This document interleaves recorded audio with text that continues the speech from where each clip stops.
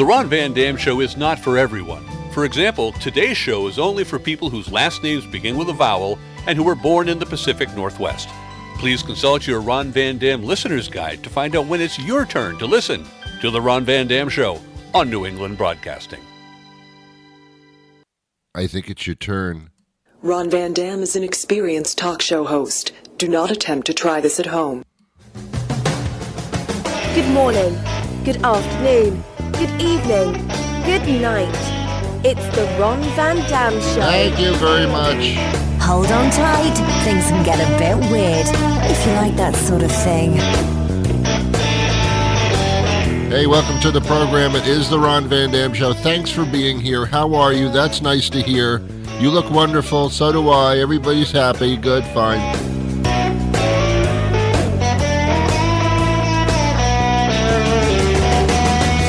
All right, wonderful. That's good. How you feeling? Good. That's fine. I'm really concerned. That's great. Thank you. Ron, how are you feeling? I'm good. Thank you so much for asking. Have a nice day. Bye. Get out of here. Anyway, let's move on. Let's get this over with and just move on, okay? Let's just do the show and get it over with. Great. I like that idea. So yesterday, I'm in the supermarket. I go to the supermarket a lot because I love to shop, but not for items, for like food and things like that. I like supermarkets. I just walk into the place sometimes and I look at the supermarket and I say to myself, this is very nice. This is very nice to be able to have these decisions in life. If you can afford anything, that is. I'm confused by shopping because products give you so many choices for marketing purposes that it confuses the consumer. I'll give you an example. Do you like to take care of your teeth? Who does? Nobody. But they make you do that. When you go to the dentist, they shame you into taking care of your teeth. We know that teeth are important. They're the gateway to your mouth. Actually, your lips are, but I don't know what I'm talking about. But anyway, my dentist says, Ron, that's his voice, by the way. That's actually his voice. Ron, sounds just like me, only grovelly. Ron, you should be brushing at least 72 times a day. 72 times? That sounds a lot, like I'd be brushing all day. That's right, because I want you to brush. I want you to think about nothing but your teeth. Okay, fine. So what do you want from me? Ron, I want you to brush your teeth all the time. Say a few words when you're talking on your little show, and then brush your teeth immediately. An obsession with teeth, I have a feeling. So I go to the supermarket, to the drugs. Oh, it's not called a drugstore. Drug's a bad word. That's a bad word. It's the pharmacia. And I look for toothpaste according to the situation. Now, here's the thing. There are a couple of things that can go on with your teeth. And you look for, marketing-wise, the things that will actually take care of your problem. Now, here are the problems that could occur as I understand them. There's tartar buildup. Yes, tartar buildup.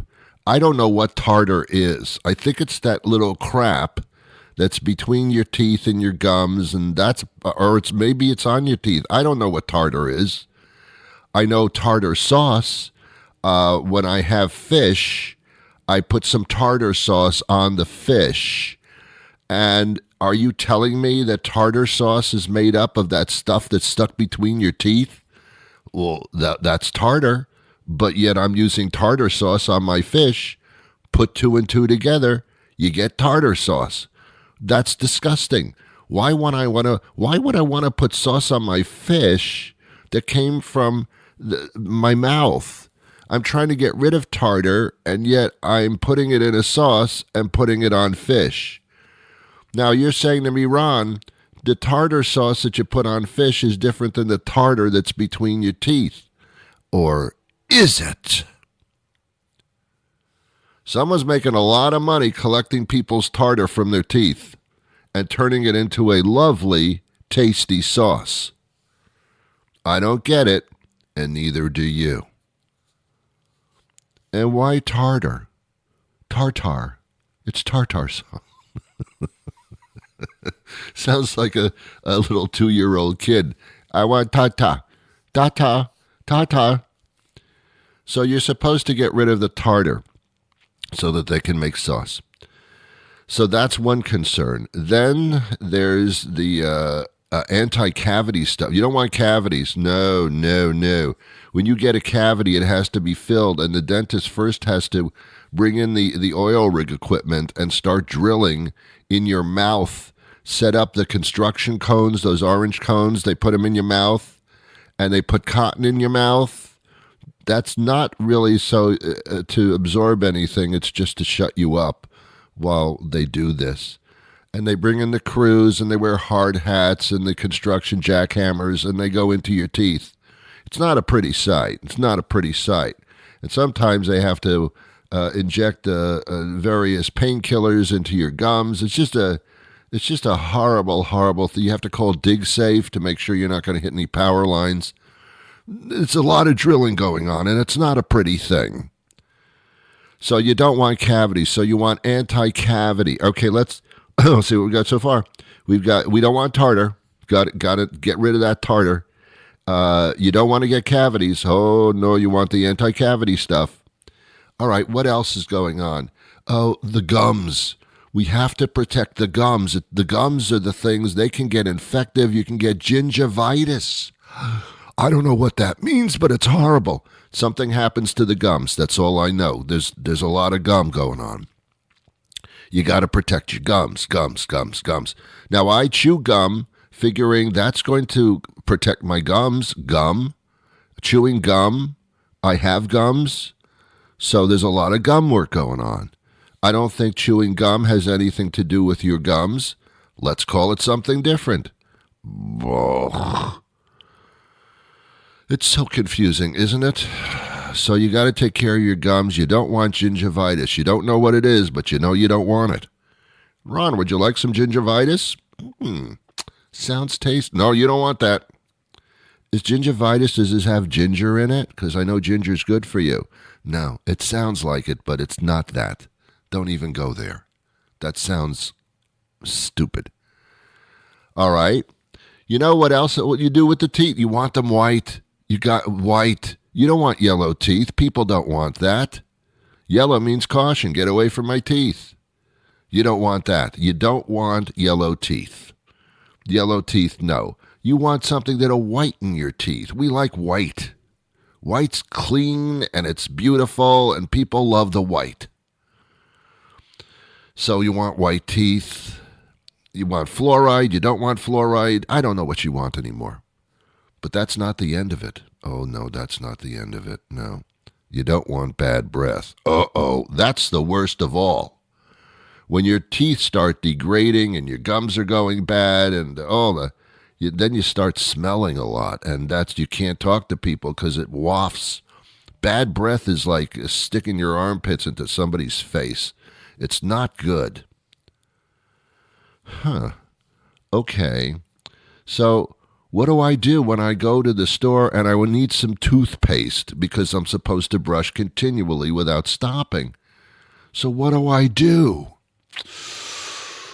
On the shelf with all the toothpaste, on the box, it says all the various things it does. You can get the toothpaste that has the whitening in it. You can get the toothpaste that protects you from the gingivitis gum disease. You can get the toothpaste that takes care of the tartar, that takes care of the cavities. And it says it on the box with cavity fighters, with whitening. So then you say to yourself, okay, well, why are you selling? What are you doing to me? I don't know what to buy now. Then they have the boxes that say complete, which means that you can get the tartar control and the whitening. But what if I want to take care of the gum disease? That's a different thing. Then you need the complete. Okay, so now they sell the stuff that's complete. It's got everything that I mentioned in the toothpaste. It's really effective. That's the one that you want, obviously. Then why are you selling the ones that just have the anti-cavity in it? Why do you bother selling that? Is there anybody that says, well, look, it's got the whitening in it and the anti-tartar, but I don't care about my gums. I don't give a shit. No, you're going to get the one that has everything in it. It's not that much more expensive. It's already like too expensive for everything, so why not just, you got to get it. So why are you making the toothpaste that doesn't have everything in it? Why do you even bother? Now, the same thing goes for mouthwash. Mouthwash does very similar things, but they come in the same deal. And if you get the complete, why you making mouthwash that doesn't have everything in it? Who would buy something that doesn't have everything in it that you need? It's very, very confusing. It is. Doesn't make any sense. So, ladies and gentlemen of the jury, I say to you in the greatest passion, what the hell's going on here? If companies just made one toothpaste type or just one mouthwash type, we wouldn't have to pay all this money because they wouldn't have to do all the separate boxing, the separate UPC things. I don't know what UPC means. Unprotected Penis Corporation. I have no idea. I'm sure that's not what it is, by the way. But we do this with a lot of products. We just have individual products, and then we make a product that has everything you want in it. So why you have individual stuff? I don't understand that. It doesn't matter. It's not proper. Something wrong is somewhere going on. I think if consumers just stopped buying the stuff that just had the whitening in it and nothing else, then they wouldn't make the stuff that just has whitening in it and nothing else. Okay, I'm going on way too long about this subject matter, so I'm going to stop now. God. Ron, you seem like toothpaste is pissing you off. Like really? It's not the toothpaste. It's the marketing thing. Yesterday, I got 5 calls from robots. Some of them were actual people, by the way. I don't know where they are. They're not in this country because they don't speak English. They speak English, but the accent is so thick I don't understand what they're saying. So you might as well not speak English. And I got to tell you something. I got to be honest with you. I speak English. I do. It's the language of choice. I don't speak Spanish. I don't speak French, although I went to school and took like 3 years of French in high school and middle school, which got me really nowhere. I know some of the words, but I don't really care to put them in sentences, nor can I conjugate verbs in other languages. I mean, they sound nice, but I don't know what they're saying. That's okay. That's okay. But if you're marketing me, you really should speak my language. I mean, if you're going to go the trouble of calling me and trying to make me buy something, or it's... you should really learn how to speak my language, do some research, and find out that I only speak English, really. If you have a thick accent, I don't know what you're talking about. I don't disrespect your language or anything like that, but you're trying to sell me something here. At least find out what I speak. It doesn't make any sense. So I just laugh at them. And eventually I say, I don't understand what you're saying. I don't understand what you're saying. And I did not request this phone call. That's my line. That's what I say. If someone's marketing me, it's what they call a cold call. It's like freezing. They call me up and they say, you've been approved for a $10,000 loan. Well, that's nice. Thanks for telling me. Have a nice day. Well, don't you want your $10,000 loan? No, because I don't think you understand. I have to pay that back, don't I? So, Ron, you can get a $10,000 business loan. Okay, that's nice.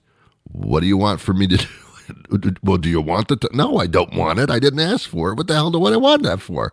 Why would I want to pay you money? Why would I want to take money from you and pay you back even more money than you gave to me if I didn't want it in the first place? Why would I do what I did? Well, Ron, you can make improvements. To what? I wasn't going to make improvements before. And if I was going to make improvements and I needed $10,000, I would have called you. You can't call me up and say, Ron, you want $10,000? Well, sure I do. Well, all right, but you have to pay it back. Well, then shut up. Then why are you bothering me? It's an amazingly weird thing. And then you want to get these telemarketers who actually pronounce my name wrong. So, of course, that's a nice thing to begin. They pronounce my name wrong, and they also can't speak English well, and I don't understand what they're saying. And they're trying to do business with me over a phone that I didn't ask them to do any. Oh, sure. I don't know who you are. Let's do business. So what do you think? I'm an idiot? Is there a gigantic eye on my forehead that you can't even see because you're calling me? That's so stupid. I can't. I don't understand it. But then I have a heart. I don't know where it is, but it's somewhere in my chest. So far functioning well. I have a heart, and the heart says, this person who's probably in a call center in India or New Zealand, I don't know where they're calling from. This person, that's their job. They're trying to feed their families. So, I really should be nice. So I try to be as polite as possible. I really do, because I feel for them. This is how they have to. This is what they need to do to make money. This is the job that you took in order to feed your family. Oh, I don't feel good about this. I'm so sorry. I'm so sorry. So I try to be very polite, and I say, look, I'm just not interested. I could get really mad and really lambaste them. I could baste them like a lamb. But I don't want to do that because I don't know who they are. They don't know who I am. I don't know who they are. Some company hired them and put them up to this, to pay them to do this. They hear rejections all day. What kind of job is that? I feel very bad. I've never done telemarketing. I can't imagine what it's like to be turned down 50,000 times a day. I can't imagine one person answering the phone. Hello, I don't know who you are. I can't understand what you're saying. You're offering me $10,000 on a business loan. I've been approved. Oh, I've been approved. They know all about. I don't even know who you are, but you've approved me. Boy, your approval bar is pretty low here. Well, you're approved for the loan because we picked your name. Those are the qualifications? Why, sure, I'll do business with you. I'll give you all my information over the phone, all my specifics, personal information, and I'll wait for my $10,000 check, which I will pay back because I don't know you. I don't know where you are. I don't know who you are. I can't understand what you're saying, but sure, I'll do business with you for $10,000 or more. Sure, why not? Are you kidding me? Are you, pointing to you, are you kidding me? I don't think so. Okay, we're going to take a quick commercial break. I have a very interesting guest who's written a book that is fascinating, and you'll see what I'm talking about right after this. Do you know that there is one item that can not only increase your home's beauty, but its value? That would be placemats. Hello, I'm George Karonapikopoulos, owner of George K's Wholesale Placemat Warehouse, your one-stop for all your placemat needs. We have a placemats for every room of your house. That's right, placemats are not just for the dining room anymore. Anywhere you might make a spill, or maybe where you eat, like in front of the TV. I do it all the time like you. You want a placemat. We have fancy placemats like in bamboo or teak. That's right, teak. Nice plastic laminate ones for no stains, even blue. We can custom make you placemats in as little as 2 weeks. Come to our showroom at the intersection of Route 27 and the Holbrook Turnpike. You're going to like what you see. Your placemat is waiting for you at George K's Wholesale Placemat Warehouse.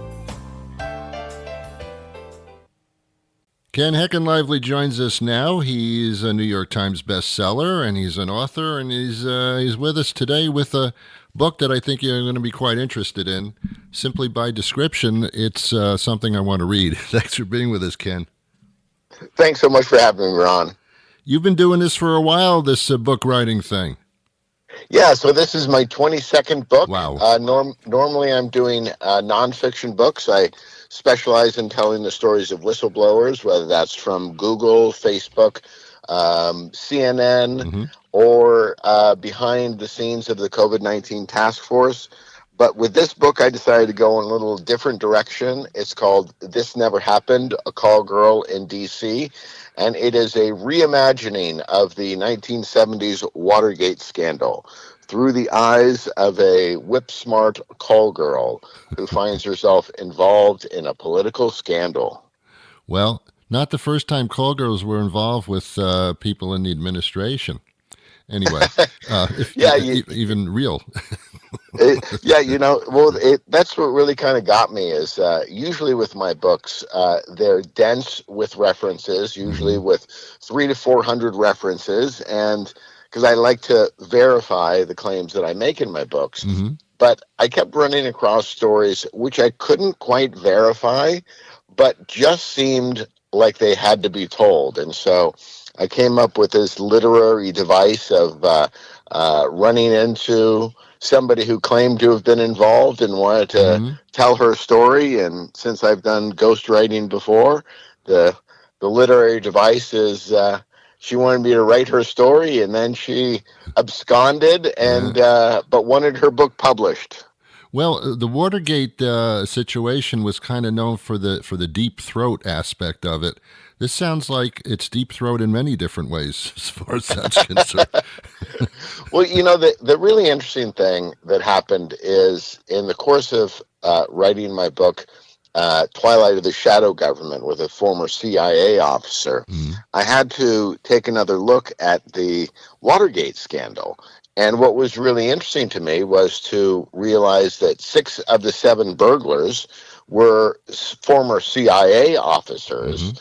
And the deep throat that you mentioned was the number 2 guy in the FBI. And suddenly, that doesn't sound like a scandal. It sounds like the deep state orchestrating something. Yes. And the one historical detail which just like bugged the living daylights out of me is that when the original burglars went in, they bugged 2 phones. They bugged the phone of the head of the Democratic National Committee, which makes a lot of sense to me, but they also bugged the phone of a secretary. And I was just saying to myself, why in God's name would you bug the phone of a secretary? Well, it turns out that there were accusations that was part of a call girl ring. And in fact, G. Gordon Liddy actually accused the secretary of running a call girl ring, which was actually through the CIA. And she sued him twice for defamation and lost both cases. And I thought, oh my God, that is just such an interesting fact to hang a fictional story on. Yeah, it is. Or is it fictional? Yes, but no. That may not be. This is like What If brought to its finest component. Yeah, and I thought, this never happened as a wink at the audience. Yeah. And, I've been getting great reviews. So Kirkus Review called it luridly entertaining. And another group, you want to be luridly entertaining, right? Sure. Well, it's different. Yes. And then another one, Blue Ink Review, had said that it will provoke conversations among readers about what is true and what's not. And I thought, that's great. I've hit my mark. Yeah, you sure have.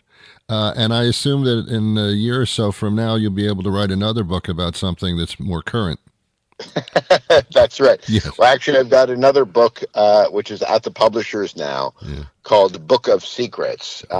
Congress tries to find out the truth about the deep state, which is about the effort by Congress, specifically the Task Force on the Declassification of Federal Secrets.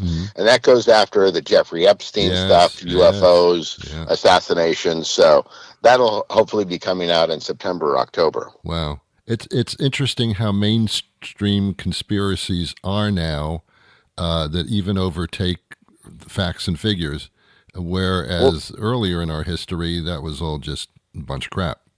Well, one of the things that I'm deeply worried about is I feel like the world is quickly running out of conspiracy theories because so many of them are being proven true.